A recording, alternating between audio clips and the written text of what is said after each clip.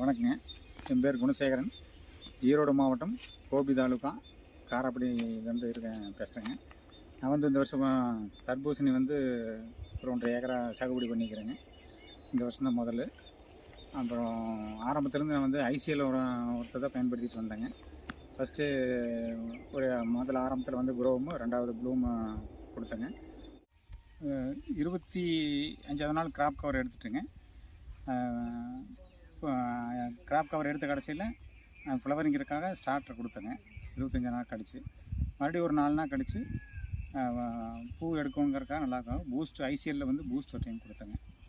இந்த 2 கொடுத்ததுனால நல்லா செட்டிங்ஸ் நல்லா இருந்ததுங்க. கொடி ஓட்டத்தும் போது பெகாசைடு கொடுத்தேங்க. அது கொடி ஓட்டம் நல்லா போய் இப்போ நல்லா ஃப்ளவரிங்கெல்லாம் நல்லா எடுத்து செடி கடைசி வரைக்கும் கிடாமல் அருமையாக வந்துச்சுங்க. இப்போ கடைசியாக காய் விடுறதுக்கு 8 சைபர் 47 கொடுத்தேங்க. இப்போ அதனால் ஒரு காயும் பார்த்துட்டிங்கன்னா ஆவரேஜ் எனக்கு 4 கிலோவிலேருந்து 4.5 கிலோ இந்த அளவுக்கு நீங்களே பாருங்கள். காய் இந்த அளவுக்கு இருக்குது.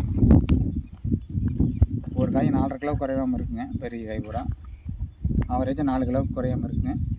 இன்றைக்கி 55வது நாள் ஆச்சுங்க. 55வது நாள்லேயும் செடி உங்களுக்கு கெடாமல் கொடி ஏகம் காடு பூரா பரவி நீங்களே பாருங்கள். கொடி காட்டை கட்டி ஏகம் நல்லா இருக்குங்க.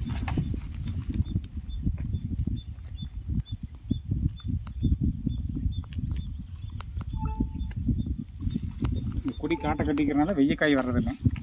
அதனால் ஈல்டு எல்லாமே முழுசாக ஃபஸ்ட்டுக்கே வருதுங்க. மற்றபடி ஐசிஎல் ப்ராடக்டில் யூஸ் பண்ணதுனால நல்ல க்ரோத்து நல்ல வெயிட்டும் வருதுங்க.